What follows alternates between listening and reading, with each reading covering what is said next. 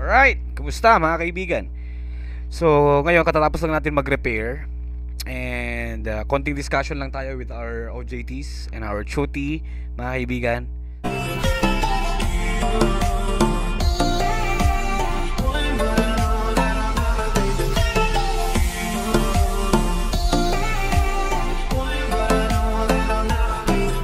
Si Dion and si Mark Joros. So ngayon, tinatanong nyo ba? O gusto nyo malaman lang din, no?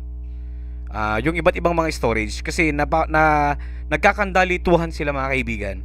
Ang sabi ni Dion, sabi ng itong dalawa, ito daw ay hard drive. Tapos nung pinakita ko naman to, ito daw ay HDD. Okay.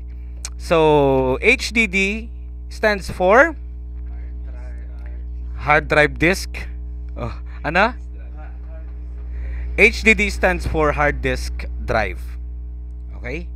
Hard disk drive. Ngayon, let's just say this one. Meron na kasi mga bagong mga drive ngayon. We already have SSDs or M.2. Isang uri lang yun ng SSD. Merong iba't ibang uri ng mga SSDs din. No? Ngayon, pag-uusapan lang natin yung mga basic drives na meron sa isang laptop, sa isang computer, o pwedeng pang external man yan.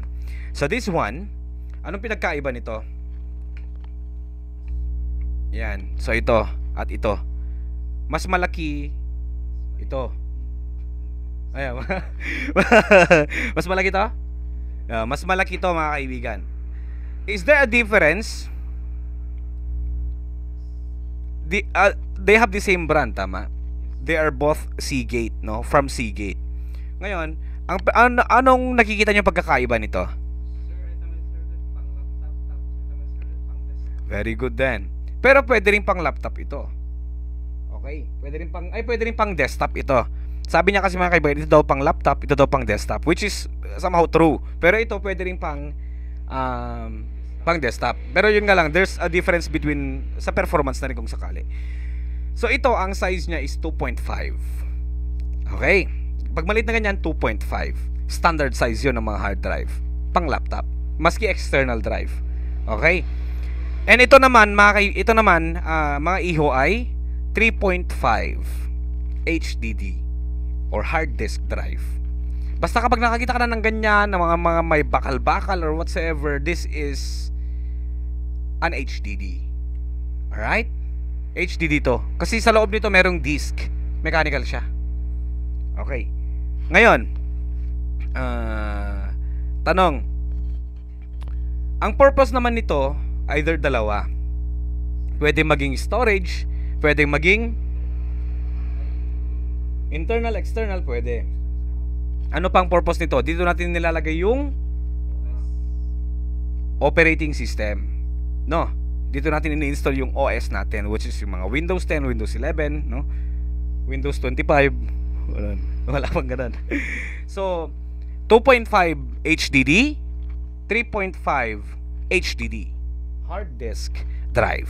Meron pang ibang drives which is mas patok na sa masa ngayon dahil ang mga drive na ito mas pinapabilis ang performance ng isang laptop. We call it solid state drive or DDS. SDD na naman. SDD? Oh, solid state drive. Ano yan? Solid, hard disk drive. Hard disk drive, HDD. Solid state drive, SSD. Ngayon, meron tayong iba't ibang uri ng mga SSDs, pero meron din tayong ang 2.5 kasi is the most standard size na pang drive para sa mga laptop. Ito yung standard. Sa mga laptop, hindi tayo pwede maglagay ng 3.5. Where do you expect to put this one? 'Di ba? Saan natin lalagay ito? Oh. Alangan namang sa labas lang, idikit mo lang ng stick glue. Hindi pwede. Ngayon, meron si SSD. SSD to. Solid state drive. Anong size niya? 2.5 SSD. Buksan mo, iho, para makita mo yung similarity nila. Same size din ito, iho. 2.5. 1 2 3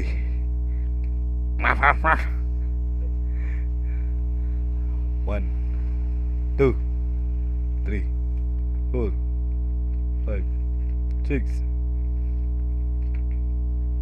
Ano yan? Yeah, may SDD na naman ah. Okay, so buksan, ano no? Hawakan mo. Labas mo. Oh, nilabas mo na nga. Nilabas mo ba? Ano yan, bro? Anong pagkakaiba nila? Pakita mo. Pakita mo sa kanila. Anong pagkakaiba nila? Labas mo yan, tanggalin mo.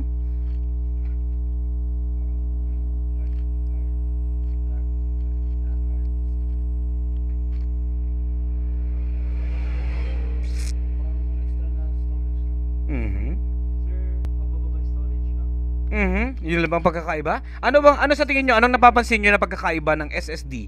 HDD, SSD. So wait. HDD. Ang HDD mas mabigat, di ba? HDD sa loob niyan merong CD kasi yan. Mechanical, mas mabigat yan talaga, no? Samantalang ito mas magaan because this is made of memories, chips. No, storage silang dalawa, pero ito made out of chips. No, parang memory card na lang yan sa loob. Alright? Ngayon, ang benefit nito, anong benefit nito? Kapag SSD, mas mabilis. Buhay mo, yung takbo ng buhay mo, mas mabilis. Mas mabilis ang processing, mas mabilis ang pag-start up, mas mabilis ang pag-open ng mga application and programs. Alright? Pero hindi lahat ng laptop nakaganito. Meron din yung ibang uri ng mga SSD. Parehas lang sila ng size. Okay? Kaya nga ito yung standard size, common size. No? Yan. Kaya pinatas nila kasi nga most laptops, especially yung mga old ones, ganito yung supported na size. Hindi pwede sa kanila ang M.2. Yan. Ibalagay mo na sa lobby ho. Ngayon naman, ito naman yung pakita ko lang sa inyo ha. Kapagod magturo. Ito naman yung anong drive to? May mga iba't ibang uri din itong mga SSD rin to. SSD rin yan, no? SSD rin yan, solid state drive lang din. Pero ito iba.